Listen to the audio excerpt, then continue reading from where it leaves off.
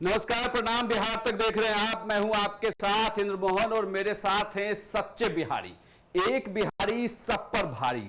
हमारे साथ हैं पूर्णिया से निर्दलीय सांसद पप्पू यादव, जो लगातार सुर्खियों में बने हुए हैं। आखिर वो क्यों ना बने? आपने देखा होगा बाढ़ के दौरान जब पटना डूबा था तो कोई शख्स था जो लगातार पानी में खड़े होकर अपने लोगों की मदद कर रहा था, वो पप्पू यादव थे। तो फिर मुंबई में अगर किसी बिहारी की हत्या हो जाए और उसके परिवार वालों से मुलाकात की जाए, बात की जाए, ये ढाढ़स बढ़ाया जाए कि मैं तो हूं ही तुम्हारा भाई, तो अगर एक धमकी मिले, वो भी धमकी ऐसे शख्स से जो दूर कहीं किसी जेल में बंद है लेकिन गैंग पूरा चल रहा है, तो चर्चा तो होगी ही। लेकिन पप्पू यादव हैं जो अभी भी डटे हुए हैं अपनी बात पर कि समाज जब तक है तब तक पप्पू यादव मदद के लिए। पप्पू जी, आपका बहुत बहुत स्वागत है बिहार तक पर।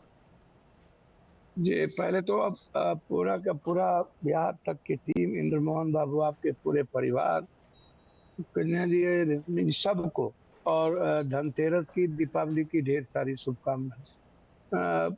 मेरा प्रणाम स्वीकार करिए। प्रणाम सर। अ, अ, आप क्या चाहते हैं? आप मैं सच्चा बिहारी, मैं भारी नहीं पड़ना चाहता। सच्चा बिहारी सच्चाई के साथ जीना बिल्कुल। पसंद। मैं रियल में सच्चा बिहारी हूँ, मैं सच्चा देशभक्त हूँ, सच्चा इंसान हूँ। और मुझे किसी के निजी लाइफ से कोई लेना देना नहीं। कौन क्या करता है, जब देश में सरकार नाम की चीज ना हो, देश संविधान से ऊपर, लोकतंत्र से ऊपर कोई व्यक्ति हो जाए, किसी व्यक्ति का आतंक हो जाए, किसी व्यक्ति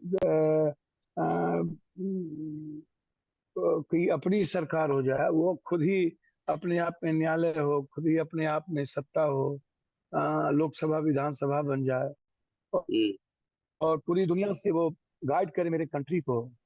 मुझे आश्चर्य होता है कि ऐसे ऐसे लोगों के बारे में मैं क्या कहूँ। मैं कुछ नहीं बोलूंगा, उनको जो करना वो करे, जिसको मारना वो मारे। पहले भी देखिए, देश में जब भी कोई ऐसी संकट आई, परिस्थितियां आई, चाहे कोरोना का समय हो, चाहे अब ये बाढ़ आया, 7.5 लाख लोगों के खाने पहुंचाने का सवाल हो, या फिर भुज में हो, चाहे उत्तराखंड में हो, चाहे पटना में हो, चाहे सेवा आश्रम हो, जब भी इस तरह की परिस्थितियां आई, तब भी मैं एज ए ह्यूमन बीइंग, हम दुनिया के हर लोगों के साथ खड़े रहे, और मैं आगे भी रहूंगा। इस बार भी मैंने सदन सदन के बाहर जो मुझे अच्छा लगता है सच्चाई के साथ बोलने का, मैं बोलता हूँ। चाहे वो किसान से जुड़ा मुद्दा हो, चाहे यूपीएससी बीपीएससी एसएससी से जुड़ा मामला हो, चाहे जिससे भी, चाहे हवाई जहाज से जुड़ा मामला हो, चाहे जिससे भी जुड़ा मामला हो, आप उठा करके देखिएगा तो आपको लगेगा कि मैं कंप्लीट रूप से सिर्फ सिर्फ हिंदुस्तान के जो गरीब और कॉमन इश्यूज हैं, गांव के इश्यूज हैं, उस पर ही कोई चर्चा करता हूं, जिससे इकोनॉमी को चेंज करने की और जस्टिस मिल सके। तो बिल्कुल सही। मैंने एक ट्वीट कर दिया। ट्वीट मैंने कोई गलत नहीं की। मैंने कहा कि भारत संविधान, कानून, लोकतंत्र से कोई ऊपर नहीं है, और कानून के दायरे में रह के ही कोई चीज किया जा सकता है। था ट्वीट कि के बाद 24 घंटे दे दीजिए तो मैं काम कर दूंगा। मैंने कहा नेटवर्क, मैं किसी हाँ काम के लिए नहीं आया हूँ। हाँ, मैं इस नेटवर्क मुझे को खत्म कर। नेटवर्क तो सिस्टम को, आप देखिए, कोई भी कास्ट, कोई भी क्रीड को आप गाली नहीं दे सकते ना। किसी कारण से किसने, करनी सेना के अध्यक्ष ने क्या किया, ये मुझको नहीं पता, या किसी ने क्या किया, क्यों मारा गया, क्यों क्या किया गया, ये मुझको नहीं जानकारी। लेकिन मैं हर चीजों पर मैं अपनी बात रखी। जब वहां डेट किए तो मैंने एक ट्वीट लिखा कि ये नेटवर्क क्या है, कौन है, मैं नहीं जानता हूँ।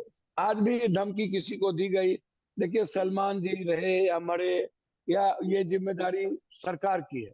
सलमान जी को कौन मारेगा, सरकार मारेगा कि बचाएगा, ये दायित्व। लेकिन मेरा मोरल क्या कहता है कि देश में इंद्र मोहन जी जब संकट में हो, जब परिवार परेशान हो, इंद्र मोहन जी, आप याद करिए, कोई भी ऐसा परिवार, चाहे बिल्कुल। पत्रकार हो या कोई, मैं जब भी कोई इस तरह की हम बातें आती हैं, मौजूद रहते हैं।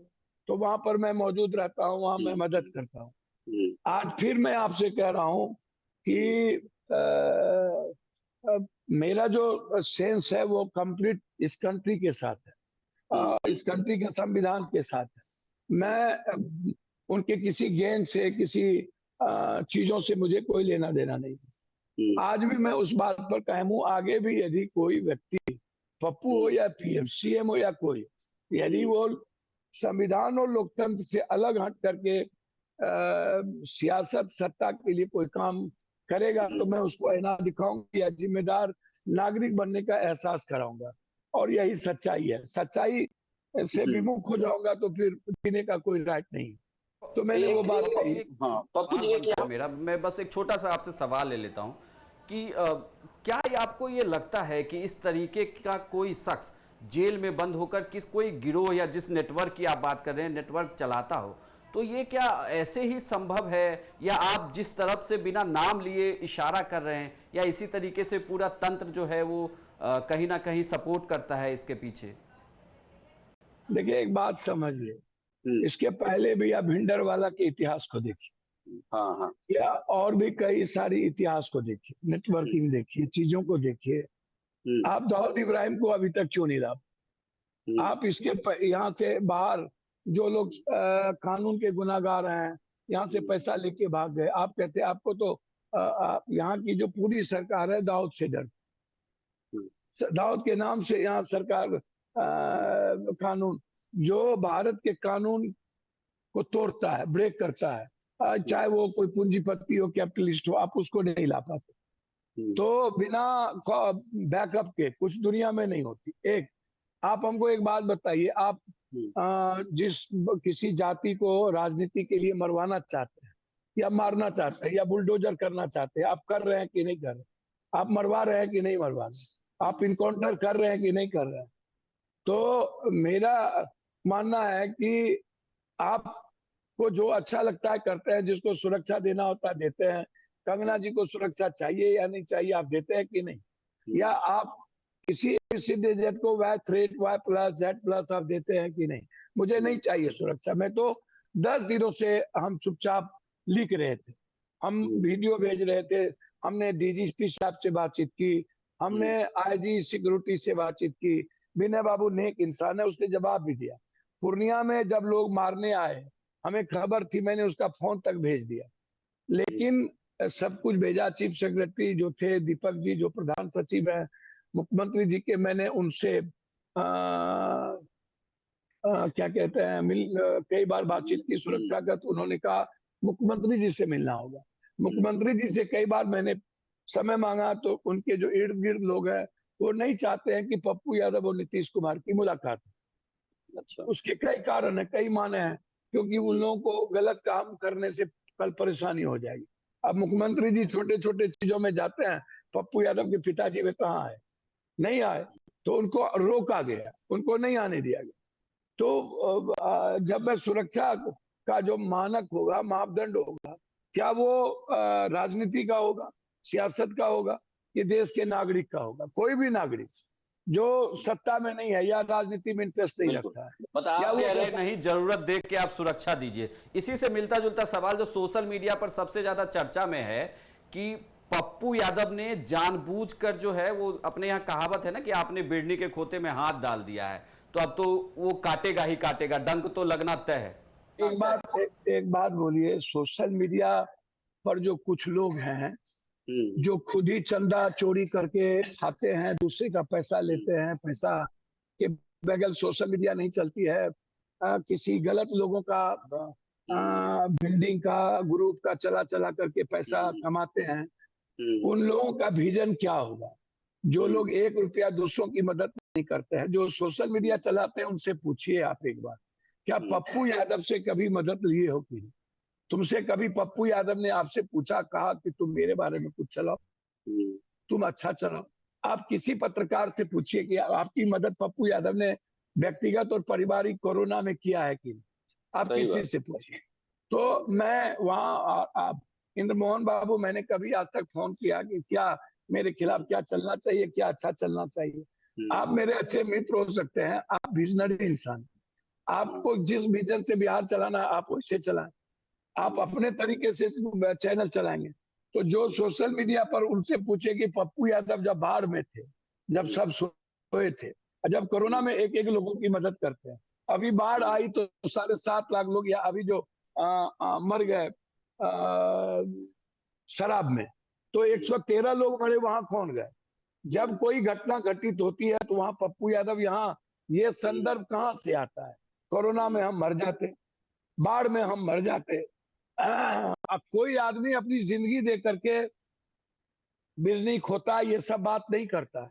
आप हमारे नेचर को भी तो देखिएगा बचपन से, कि हमने बेपरवाह कोई बात सच्चाई के साथ मैं आज तक बोलता हूँ या नहीं, या मैं कभी डरता हूँ या मुझे डर है।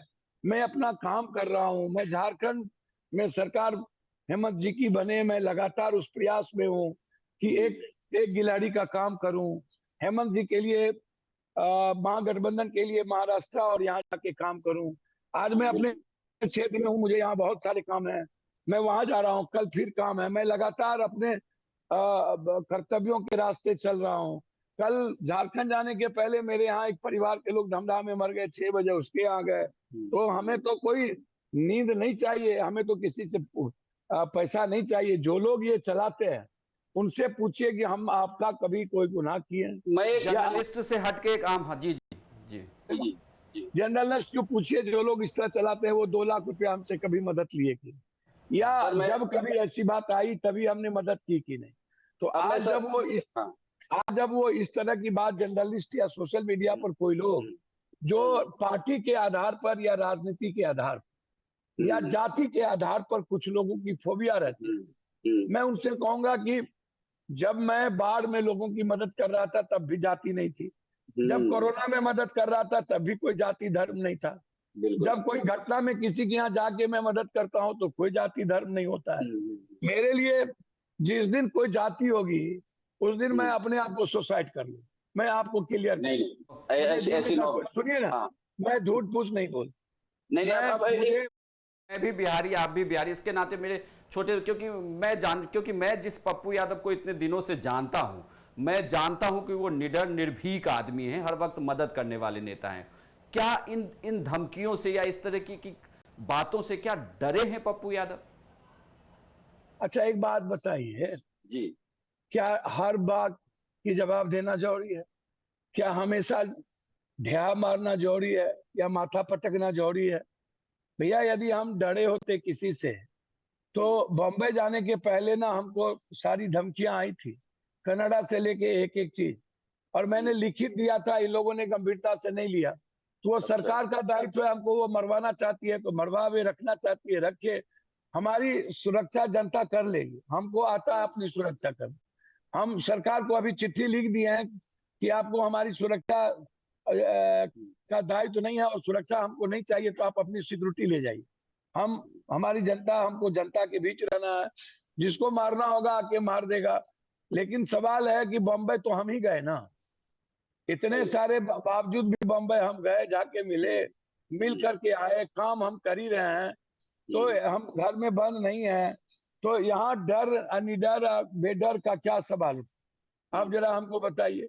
यहाँ ये जो टुच्चे लोग, जो गलत लोग फालतू बात करते हैं, कहाँ से पप्पू यादव के जरा इतिहास को, कैरेक्टर को वो समझे कि मैं हर संकट और हर परिस्थितियों में 90 के पहले 84-83 से लेके आज तक मैं लोगों के बीच रहा हूँ। कभी यदि मैं बीमार पड़ा हूँ, कुछ भी हुआ तो आप हमको बताइए। तो मैं लोगों के बीच रहा हूँ, मुझे किसी के निजी लड़ाई से क्या लेना देना, वो लड़े, जो सरकार का दायित्व सरकार करे। मैं क्यों लड़ूंगा भाई किसी से? मैं क्यों कहूंगा कि मुझे डर नहीं है, आओ इस चौराहे पर हम देख लेंगे, तुम देख लो। तो मेरे में उनमें फर्क क्या रह जाए? हम क्यों भैया किसी को कुछ बोलेंगे? कानून जब इतना बड़ा है, जब मैं कानून की बात करता हूँ और सो मोटो नोटिस की बात करता हूँ, तो मैं ये जो देश भर में जो फालतू बात करने वाले कुछ पॉलिटिकल पार्टी के जो टुच्चे लोग हैं, उनको मैं आग्रह करूंगा कि भैया जब दुनिया की मदद करने की ताकत हो जाए ना, तब आप जवाब देना किसी को। जब आप एक गरीब की मदद नहीं कर सकते और आपसे एक जस्टिस नहीं हो सकता है, आधार कार्ड का नंबर बदलने के लिए 400 रुपया और नाम बदलने के लिए 300 रुपया मांगता है और आप उसको रोक नहीं सकते हो, तो आप अपने को तिस्मार खां और बाबा बैजनाथ मत बनिए। आप यदि आरटीपीएस में और सीओ एक कर्मचारी को आप सर्वेयर से आप 40,000 रुपया दे के आप काम कराते हैं और बिजली बिल देने के लिए घूस देते हैं, और वो भी हमको ज्ञान कथा वाचक हो जाए और हमको कथा बांटते रहे, तो हम ऐसे लोगों पर दया ही कर सकते हैं, गुस्सा नहीं किया जा सकता। तरस आती है ऐसे लोगों, जो लोग अपने को तिथि के तरह आकाश गिरेगा हम ही टेक लेंगे और सिर्फ गाली गलौज की बात करता है। मुझे ये चीज अच्छा नहीं लगता है, लेकिन मुझे मेरे लिए वो भाई है, मैं उसको जवाब नहीं दूंगा। लेकिन मैं एक बात जरूर कहूंगा, मैं धरती पर किसी से दुनिया में यदि भगवान है तो मैं उससे भी नहीं डरता। भगवान ज्यादा से ज्यादा क्या करेंगे, हमको लेके चले जाएंगे, तो उनका दायित्व है भगवान का। हम भगवान का काम करेंगे, भगवान को जब ले जाना होगा ले जाएगा। तो भैया मारने वाले से ज्यादा बचाने वाला भी तो कोई होगा। तो इसीलिए हम भगवान की बात भी करें और डरे भी, तो हम अपना काम कर रहे हैं और हमारी जिंदगी में डर नाम की चीज नहीं। जिसको मारना हो आए मारे, हम अपने कामों में लगे हुए हैं और हमें किसी की निजी जिंदगी से मतलब नहीं है। सलमान जी हो चाहे कोई जी हो, वह इस देश का नागरिक है। एक दायित्वपूर्ण बात हमें जो कहनी चाहिए थी मैंने कह दी, और आगे भी यदि इस तरह की बात होगी तो मैं अपनी बात सच्चाई के साथ रखूंगा। बस इतना ही है। बस इस और सरकार की जिम्मेदारी है, सरकार पप्पू यादव को सुरक्षा नहीं देना चाहती। अमित शाह जी से भी मेरी बातचीत, इनको इन लोगों को सत्ता में रहने वाले लोगों को जज चाहिए। जो लोग गलत लोगों के खिलाफ, माफियाओं के खिलाफ लड़ेंगे, उनकी सुरक्षा की दायित्व इनकी नहीं है। तो समझे अमित भाई, समझे नीतीश जी ऐसे लोगों से घिर गए हैं जो लोग अच्छे लोगों को पसंद ही नहीं करते। बहुत लोग हैं जिनका नाम खोल दूंगा तो भंडाफोड़ हो जाएगा। तो नीतीश जी समझे कि पप्पू यादव का जीना जरूरी है कि मरना जरूरी है, ये तो सरकार तय करे। एसपी को या डीआईजी डीजी को कितना गंभीर और अगंभीर लगता है वो समझे कि इतना सुरक्षा मेरे लिए जरूरी है, तो हम हाथ जोड़ के कहेंगे अपनी सुरक्षा आप ले जाइए और आप हमें कोई चिंता नहीं। बस उसमें मैं क्या कहूं। बस आप चूंकि झारखंड चुनाव में जा रहे हैं, आपको निकलना भी है, आपके पास समय कम है। झारखंड चुनाव में पप्पू यादव चुनाव प्रचार कर रहे हैं वहां पर इंडिया गठबंधन के लिए, कैसा माहौल दिख रहा है आपको? क्या कहता है इस बार का झारखंड का उपचुनाव, क्या देख रहे हैं पप्पू यादव? छत्तीसगढ़ और उड़ीसा में जब बीजेपी की सरकार बनी तो बीजेपी की सरकार ने आदिवासी, वहां के दलित और गरीब आदमी की जमीन, वहां की कोयला लोहा पर अदानी अंबानी और पूंजीपतियों का कब्जा कर दिया।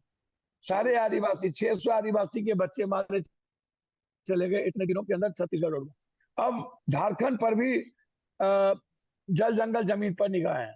जब से झारखंड बनी तब से 3 हिस्सा सत्ता पे बीजेपी रही और 5 चीफ मिनिस्टर, अभी 4 चीफ मिनिस्टर बीजेपी के पास है। एक ही चीफ मिनिस्टर महागठबंधन के पास है, हेमंत सोरेन जी। तो झारखंड इतने दिनों से किसने लूटा? झारखंड के पैसे बाहर कौन ले गया? झारखंड की रॉयल्टी 1,36,000 करोड़ रुपया कौन रखा हुआ है केंद्र में? झारखंड के मुख्यमंत्री को मरवाने का प्रयास किसने किया? झारखंड को, सरकार को गिराने का प्रयास किसने किया? और आज यदि झारखंड को के स्वाभिमान, उसके अस्तित्व को खतरे है तो किससे है? आज यदि आप अदानी बाहरी और भीतरी का झगड़ा है, एक तरफ हेमंत जी हैं जो सिद्धू कानू की तरह लड़े और मरने की चिंता ना करके झारखंड को बचाया, दूसरी तरफ हेमंत बिस्वा जो गुंडा है, जो आकर के डराता है और कहता है, तो क्या ये गुंडा राज करेंगे या हेमंत जी राज करेंगे? चाहे झारखंड बचाने वाले झारखंड के लोग जो बिल्कुल, जिनको हेमंत जी ने कभी डिमोसाइल मुद्दे पर अलग नहीं किया, जब भी बीजेपी आती है तब गैर झारखंडी और गैर बाहरी झारखंडी की बात करता है। यहाँ तो कभी भी मूलवासी के अलावा गलत दूसरी बात नहीं हुई, तो हमेशा मूलवासी की बात करते हैं हमारे हेमंत भाई, और बाहरी लोगों को कभी अपमान नहीं किया, सबकी इज्जत किया है। और एक बात है कि जो जोड़ी है राहुल गांधी जी की, जो देश में सबको ले चलने वाली बिना जात धर्म के, और कांग्रेस जिस तरीके से लगातार इस देश को राहुल गांधी जी संघर्ष करके बचाने का प्रयास कर रहे हैं, उसके साथ हेमंत जी के साथ खड़े हैं। और एक ही नेता है, एक ही नायक है, वो है हेमंत जी। हेमंत जी ने तो हमारी बहू को भी एक नायिका बना दी किसी भी कीमत पर। हमारी बहू आज वहां की कंप्लीट नायिका बन गई। आप तो कल्पना सोरेन की बात कर रहे हैं? कल्पना जी की बात कर रहे हैं। जी। कल्पना बहन ने तो समझिए कि आज के डेट में सारी महिलाओं की वो सबसे बड़ी लाइकिंग, उससे बड़ी लाइकिंग कोई हो ही नहीं सकती झारखंड में। और हेमंत जी को जिस तरीके से मरवाने का प्रयास किया गया, आप मैया योजना को देखिए, 1,000 रुपया बाद में 2,500 कैबिनेट डीजल लिया। आप उठा करके देखिए 200 यूनिट बिजली, बिजली माफ कर दिया, कृषि ऋण लोन माफ कर दिया और बिजली लोन माफ कर दिया। आने वाले के बाद 200 यूनिट बिजली तक फ्री रहेगा। तो ये इतने बड़े संकट के बीच भी और जेल में बंद करने के बीच भी 3 महीना काम करने का मौका 4 महीना मिला। तो किस तरह हेमंत जी ने काम किया, किस तरह हेमंत जी की सरकार ने काम किया और कैसे इसको खत्म करने की कोशिश की और आज भी कैसे खत्म करने की कोशिश हो रही।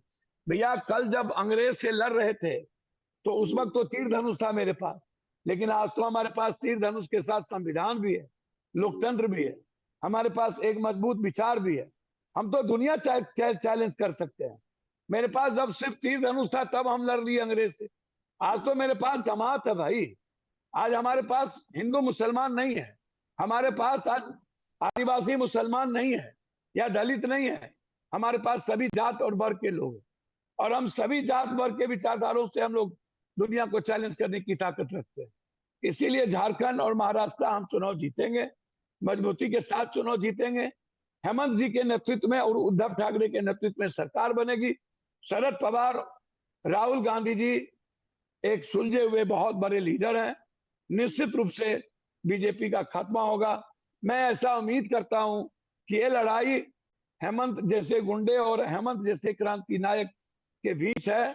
ये लड़ाई बाहरी और भीतर के स्वाभिमान की लड़ाई है, अस्तित्व की लड़ाई है। ये लड़ाई आने वाले समय में हर परिवार को जिस तरीके से अकाउंट में पैसे चले गए, 1-1 लाख रुपया हर जाति के महिलाओं को जो मिडिल क्लास का उसको जाएगा, उस आने वाली खुशहाली को लेकर के है। इसलिए कोई चैलेंज नहीं। आप सवाल चूंकि आपने तमाम जात पर और जमात की बात की, सीमांचल में हिंदू स्वाभिमान यात्रा को कैसे देखते हैं आप, चूंकि इस दौरान हम लोग सर किसका नाम ले लिए, 10 साल से मंत्री रहने के बावजूद एक ईंटा नहीं लगा सका, जिसको एक काम करने का लूर और हुनर नहीं है, जो एक बिहार में एक चीज ला नहीं सका, एक व्यक्ति की जिंदगी बदल नहीं सका, एक नौकरी नहीं दे पाया। इतनी बड़ी फिसड्डी आदमी का चर्चा, जिसको अपनी हैसियत कुछ नहीं, दूसरों के कंधे पर रख करके बंदूक छोड़ता हो और बीजेपी आरएसएस ना हो तो मुखिया में चुनाव ना जीते। ऐसे लोग भी, जो लोग दूसरे के थाली के सहारे हमारे घर में डेली भुजिया खाता था और वो बात इतना वो हिंदू हिंदू की बात करता है, तो उनसे कहिए ना दलित के घर में बेटा बेटी की शादी करे, एसटी एससी के घर में करे, कहिए ना ईबीसी के घर में बेटा बेटी की शादी करे। सनातन हमेशा सुरक्षित है। 122 करोड़ सनातन वाले हम लोग हैं, 18 करोड़ सिर्फ मुसलमान है और उसके बाद बौद्ध धर्म को मानने वाले लोग। 122 करोड़, जब हम 200 करोड़ होंगे तो मुसलमान ज्यादा से ज्यादा 22 से 24 करोड़ होगा, 25 करोड़ होगा। जब हम 250 करोड़ होंगे तो मुसलमान 30 करोड़ होगा। जब हम 300 करोड़ होंगे तो मुसलमान 33 करोड़ होगा। आप बताइए तो कहां खतरे में है। और 20 साल 22 साल के बाद भी यदि बीजेपी के नरेंद्र मोदी के रहते हुए यदि हिंदू खतरे में है तो चुल्लू भर पानी में डूब के मर जाना चाहिए था इन लोगों को।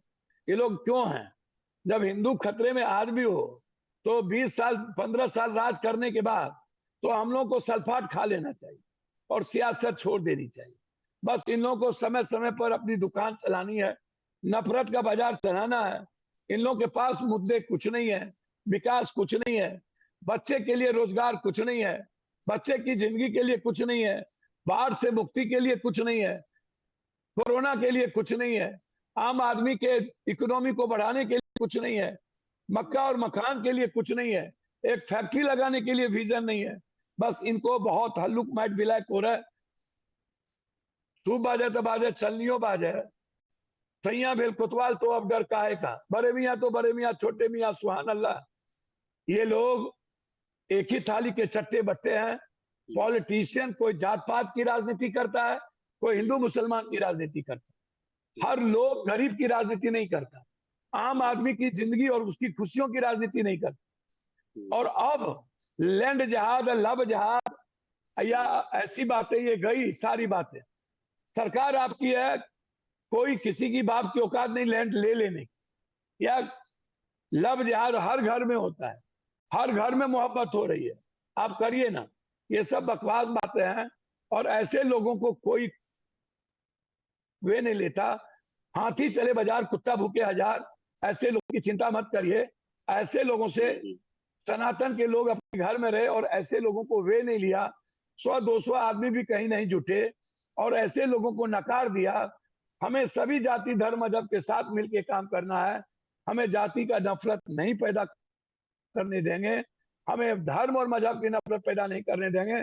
ऐसे लोगों को बारे में कुछ सुनने जानने की जरूरत है। बहुत कम समय पे हमसे जुड़े और आपने अपनी बात रखी, खुलकर अपनी बात रखी। हम चूंकि दिवाली का मौका है, कामना ये भी करेंगे कि आप स्वस्थ रहें और यूं ही निडर निर्भीक बने रहें और हर नीतीश जी की सरकार और नीतीश जी के लोग स्वस्थ रहने किसी को देंगे क्या बिहार में?